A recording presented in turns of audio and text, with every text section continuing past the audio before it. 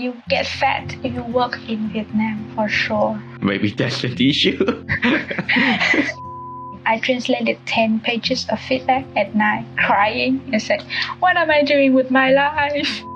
Hello everyone, welcome to CG Talk Video. I am Vira. I work in animation and visual effects industry, currently based in Montreal, Canada. I'll be your host for tonight. And tonight we have a very special guest from Vietnam. Hello Phuong, how are you doing?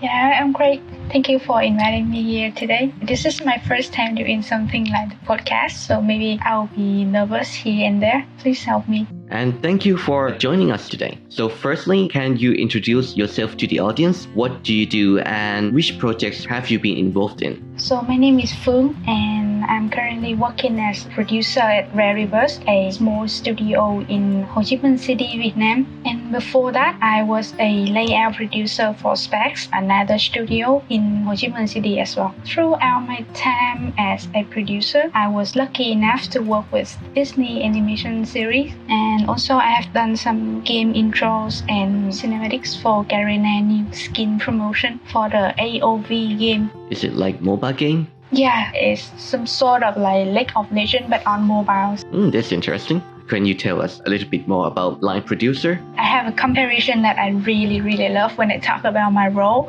Mr. Filch, the caretaker in Hogwarts, who is a wizard but cannot do magic, and so he stays around in Hogwarts so that he can be with the witch and the wizards. So I am the same. I cannot do art, I cannot do animation or sculpt a model, but I love the whole process of seeing it. That's why I became a producer, and I try to stay close to the artist and help them to clean up the mess, like the timeline, the budget, the input from client, the feedback, and also the communication between my artist and the client, so that my artist can do their magic and my client can have the final project that I love. Yeah, that's my daily work, the bridge between my artist and my client. Before, I was a layout team producer. Layout is just one step among the whole 3D pipeline. And after that, when I have a chance to work with my current studio, I became light producer, controlling the whole pipeline. So it's something new and something big for me.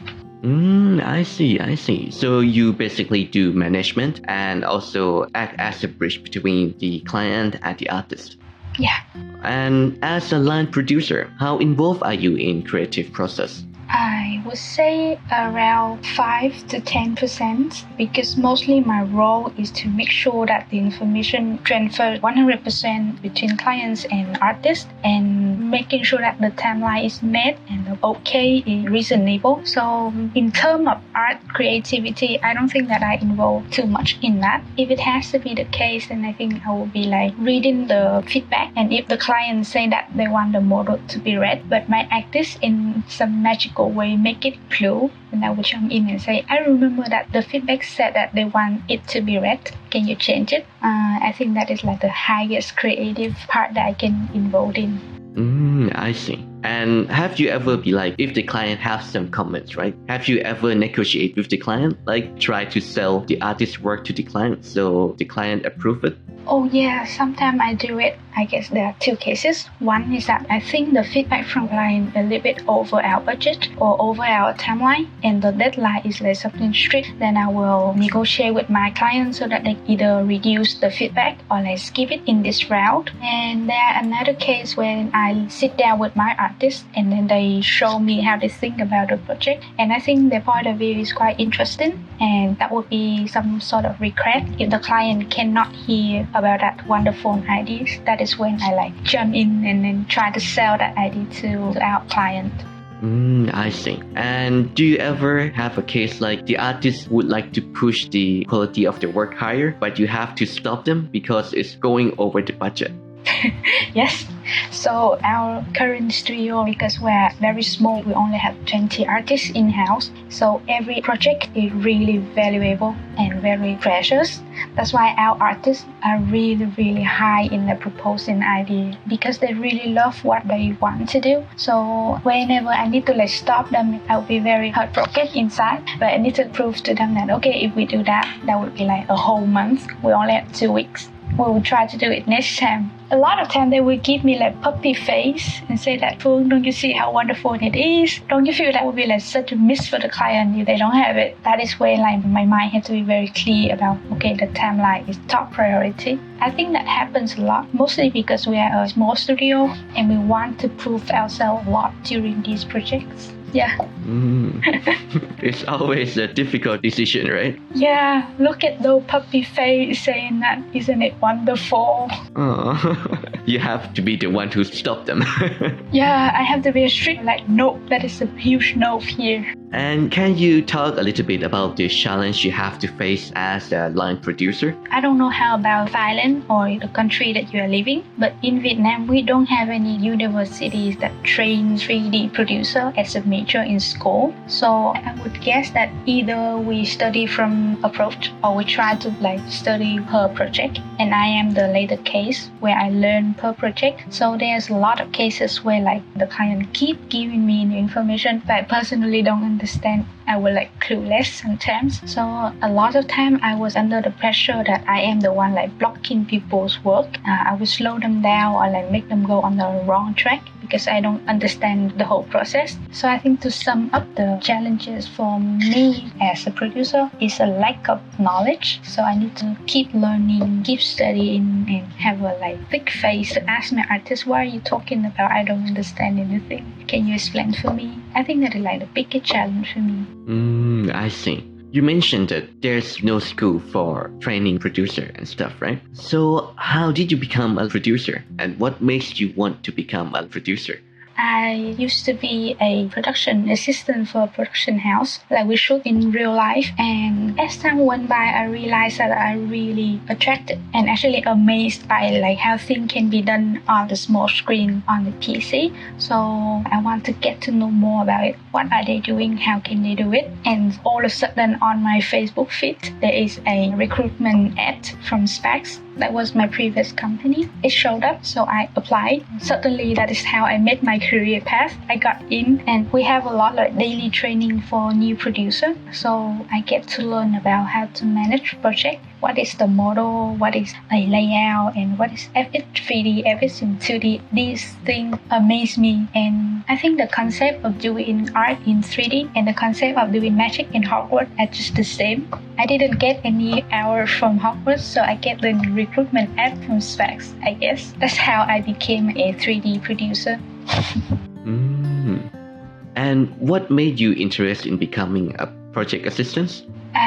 It's just from very personal perspective, but I slowly realized that I love organizing stuff, like making notes and talking to people and prepare documents that when we read it, they will say, oh, is it how it's done? And okay, they know what is the next step. I think I love the feeling of preparing stuff, and when people come, they use it and they realize it's usable for their work. I will feel like recognized and appreciate. So I was looking for some jobs that can meet my wish. That's why I figured out there's one role named producer. That's why I started as like a production assistant in a production house.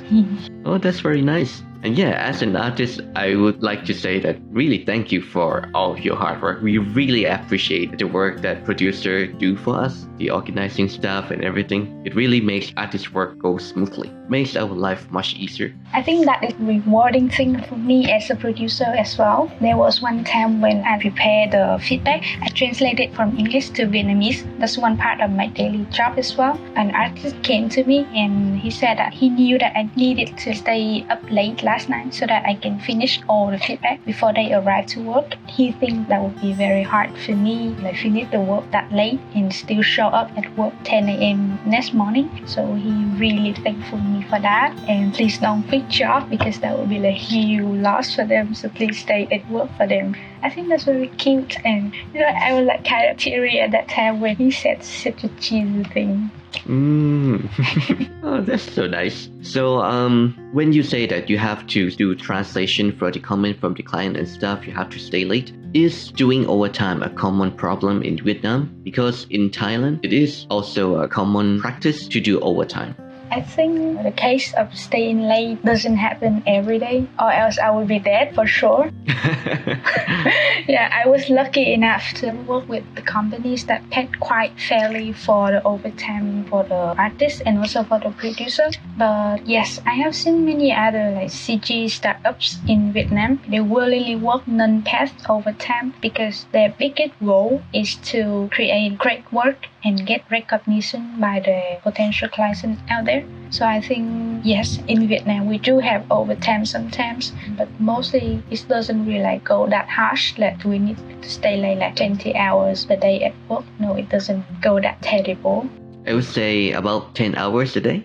Yeah, sometimes when we're at like the peak of the projects, especially in like lighting and render stage, that where like a lot of issue comes. So the artists need to stay a bit later, like 10 hours at work, so that they can like keep an eye on the render and see how it is. I think only like sometimes during the project, not like a daily thing for us to work OT.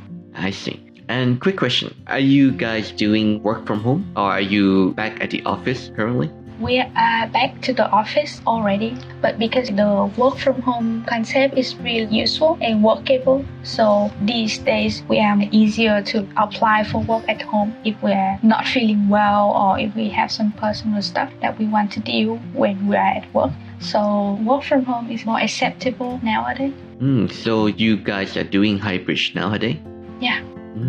And I think it's really helped when you have to do overtime. You can stay at home and work. As a producer, right, I personally don't really have like a strict timeline because sometimes my clients are in Europe, so we have a different time zone, and sometimes I need to talk to them in nighttime, and that's okay for me. But for artist side, this is very hilarious. I just talked to my friend a few days ago. He said that back then he only needs to work at the office and he doesn't need to bring work at home, right? But because right now the work from home concept is so wide open, and because he has the access to work from home, so sometimes the supervisor would say, hey, because you're at home, right, can you open the file and check this file for me? That would be quick. So he like opened the file and he said that I kept working on that, really concentrate, and suddenly like 3 hours has passed and it's already midnight. So I think there's like pros and cons of working from home these days. Yes, that's true. It's very hard to distinguish between your personal time and work time nowadays when you do work from home. Yeah, the line between like work-life balance has been like broken because we have work from home concept. We have to be very careful. And what would you say is the most rewarding part of being a line producer? Most rewarding part, I would say that is when like an artist came to me and say thank you because of the whole documents I have prepared, or when I save them from one feedback that is extremely hard or like extremely waste of time. I feel like really appreciate it. And for me, it's not about a award or how many views we have from the cinematic we have produced, but like to see the people that I'm working with lay back, relax, because they have someone at their back, someone back up for them. I think that is the most rewarding feeling. And sometimes when I get too tired, or sometimes when I was like lost and clueless about my life, like I translated 10 pages of feedback at night, crying and said, what am I doing with my life? And then the next day the artist came to me, hey, the feedback is really good. This time you didn't make that same mistake that you did last time. I feel, oh, that's great. I can do it whole thing all over again. So like to make it short, the most rewarding part for me as a live producer is that when I see the work of our artists got easier because of the documents and the thing that I have prepared for them.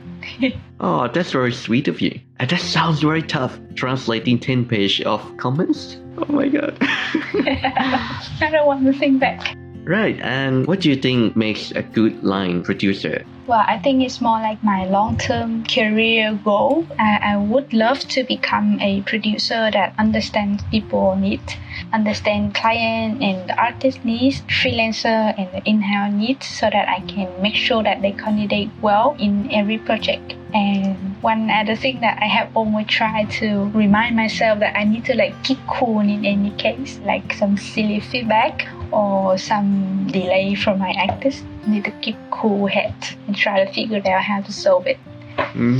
Okay, that's nice. And do you have anything you would like to say to artists in general? Oh yeah, there is a time when I received a question from one of our artists. What is my role? What am I doing at the company? It's a bit confusing, hilarious, and a little bit heartbroken as well. So I hope the artists can see the producer as someone who helps them to deal with the paperwork, like the Excel sheet, the PowerPoint slides, so that the artist can focus 100% on working on their craft. I think the patient to share with us why that feedback is heartbroken and unreasonable, or why that model need 10 days of work instead of 3 days of work would be highly appreciated. Yeah. Do you have any advice for those who are interested in becoming a line producer? I started as a CG producer, quite empty-handed. So I want to take the chance to say thank you to Specs for having trained me as a producer very well with passion from day one. And also for Rare Reverse, our current studio, for having given me a lot of chance to be exposed to many types of projects. Because of those training and those projects, I think I growed up quite a lot. So to beginners out there, I think what can be done first is to master the Microsoft Office platform, because that will be very useful, like Excel and PowerPoint. And also you can take the project management class, learn about project management skill, and keep an open mind for studying new things to learn more. And lastly, don't be afraid to try to apply for the company that you love, even though you are fresh at the industry, because there will be studio willing to train you so that you can be ready for projects in the future. Just try to apply for some studio that you love. Maybe you get lucky like me. Just don't be scared to try. I think that really is the most important thing. Don't be afraid to apply for any job, because many of good opportunity I received was very unexpected. When I applied, I didn't expect anything, and when you got it, it's a really good experience. Do you have any advice for those who want to move and work in Vietnam? We are very open industry. Our industry is fresh but very friendly and welcome industry. So if you want to apply for job, I think you can put Vietnam in one of top list, I would say. And a lot of studios in Vietnam from Ho Chi Minh City, from Da Nang, and from Hanoi have foreigners artists or the staff. They can speak English quite well. So I think language is not a barrier. If you know Vietnamese, that would be a plus. And in fact, I am actually looking for animation supervisor as well. So if you are interested in working in Ho Chi Minh City or in Vietnam, you can just let me know. Maybe we can have something to talk about. Alright, maybe you can give us the email later, and I'll just put the link here on the screen. Okay. Right. And I bet the food is great as well. I love Vietnamese food, so that's an opportunity for you guys out there. Yes, you get fat if you work in Vietnam for sure. Maybe that's the issue. You can cut that back. Right. What was I going to ask? Can you give us studio name in Vietnam for those viewers out there? There are big studios like Specs, Bombers, or NCSoft, and they have a headquarters outside of Vietnam. So that can be a great place for you to get trained and get exposed to AAA projects. And if you want to challenge yourself a bit more and want to work with some local product, or if you want to be a bit more creative involved, then you can join smaller studios. Income in Hanoi, Rare Reverse, our studio, or Triple Sec. If you want to work for CGI in feature film, then Clay would be a lovely choice. And if you want to work for pure animation, then Gallery would be a beautiful place to work, I would say. I think we have a lot of small studios in Ho Chi Minh City and in Vietnam as well. I think that's it for all the questions. Do you have anything you would like to say before we end the interview today? I want to thank you for inviting me to this talk, because for me it's just I review what I have done from when I was just a fresh, young, naive junior producer up to now. I think that is a really good opportunity for me to look back. And I think because we gonna wrap up the lunar year very soon, I think if either you are producer, artist, you can sit down and look back why you started in the first place. You'll be very touched and emotional like how I am right now, and really appreciate how long you have gone through the process. So thank you. Thank you for today, Phuong. It's very nice to have this talk and it's very insightful. I learned a lot today. Good night and have a wonderful week. Yay, thank you. Hope to see you in person very soon. Yeah, let's meet in person very soon in Vietnam. Yay, bye bye. Bye bye.